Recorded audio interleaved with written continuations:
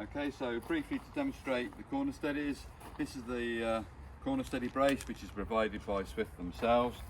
This will be located just in the gas locker in a moment, but obviously, respectfully, we use one of these little beauties here. 18 volt drill with a spanner, and we're just raising and lowering all 4 corner steadies. Thank you.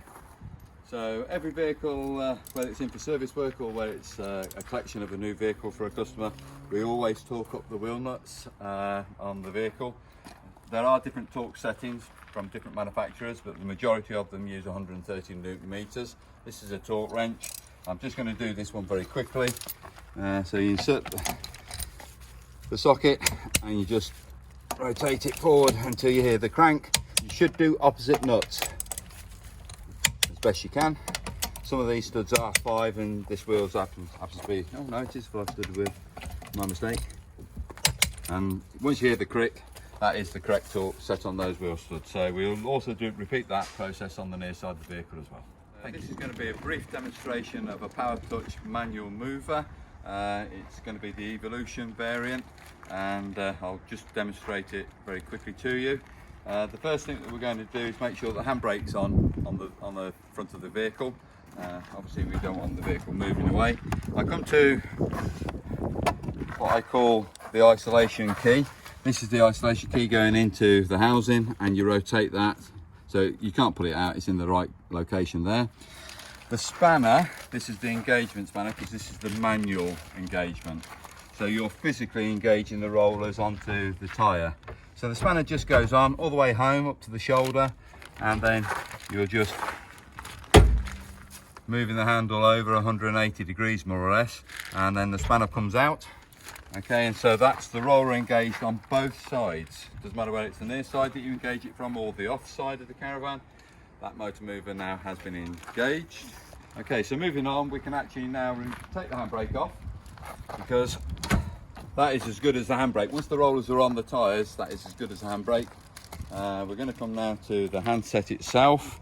I'm going to turn the handset on. To turn the handset on, I have to press both green buttons at the same time. And the handset's now live. And basically, with the handbrake off, this is the front of the caravan, as indicated by the A-frame, that section there. So I'll be travelling forward. As soon as I release my finger off one of the buttons, the vehicle stops. I can make it go forward, I can make the vehicle go rearward. I can make this button brings the caravan in a forward rotation round to the near side. So basically it's going to swing round this way, as you can see, or I could have it swing round the other opposite direction, and that's going slightly forward. The tyre's travelling slightly forward, as you can see, but those 2 buttons at the top make it go backwards then. So I'll reverse it now. So that tyre's now going in reverse, as you can see. You can rotate the vehicle on its own axis. If you only operate one of these corner ones by themselves, what you're doing is you're locking, say, the offside wheel, and it's rotating on its own axis there. Sorry, on its own radius there. If you do opposite corners, it puts the turning point in the middle of the caravan, because one wheel's driving it forward, the other wheel's being driven backwards, and that makes the vehicle then rotate very quickly. I won't rotate it into that nice evoked vehicle by the side of me. Guy's very nice, but I don't think he'd appreciate it. So I'm just moving it back, and so as soon as you take your fingers off, the vehicle stops. When you've got it, you don't have to be in the near vicinity. You can walk around the vehicle while it's moving. So you can just make sure that you're not going to hit anything. Obviously we haven't got a reversing camera or anything like that. So it just pays to have a quick wander around to make sure there's no obstacles in the way. And when you've got the vehicle to where you need it to be, to actually turn the handset off is just press one of the circles. So this green one or that one, I'm not bothered, just one of them. That takes the handset off. So this is now dead, as you can see. The first thing you would do at that point is to put the handbrake on, because the next point after that you would actually be taking the mover off the rollers off the wheels. So again, to remove this, I don't have to do it on the near side. I could do this from the off side of the vehicle.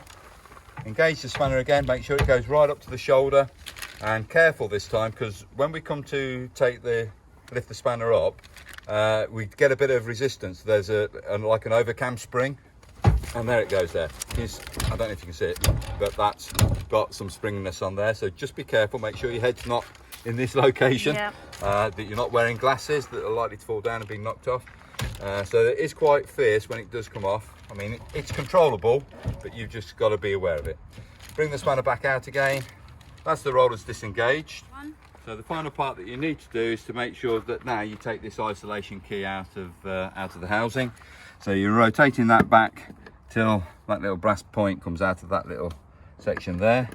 I always keep that little red key in that little housing. It can travel there safely, provided you've got that flat locked down. Some of these isolation caps are located in battery boxes. Because this has got a battery box inserted into the floor, this had a separate isolation switch put into it separately. Thank you for listening. I hope you found the video useful.